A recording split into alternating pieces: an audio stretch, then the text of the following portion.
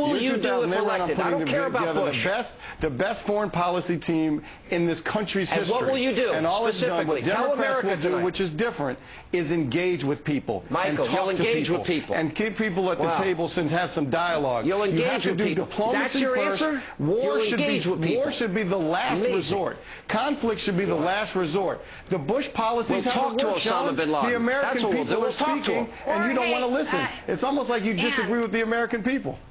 Let's talk to Osama Bin Laden. How about let's kill Osama Bin Laden? How about let's find Osama Bin Laden? You're talking about how, Democrats don't want to do things on terrorism, which I actually will in a second go ahead and list the things they want to do. But how about the fact we invaded Iraq when, over in Afghanistan, everything was falling apart, and the fact that we let Osama Bin Laden get away, and the president said he doesn't even think about him. He doesn't even care about him. What about that?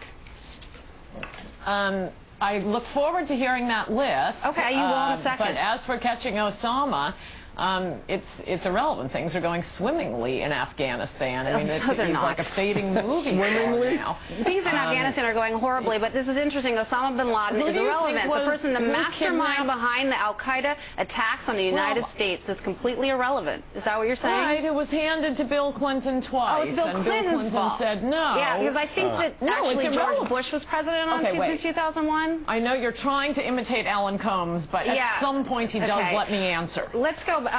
Michael, why don't we talk about the things that the Democrats actually are doing about the fact that all of the Republicans have voted against all the things that Democrats have brought up, like increasing funding for border security, increasing funding for port security, increasing funding for airline security. I mean, isn't that true, Michael? Real homeland security starts at home, and as long as the Republicans continue to cut the budget relative to homeland security, these kind of things are going to continue. You're exactly right with your question. That's why remember, all these things are getting cut and slashed to be able to pay for the Iraqi war.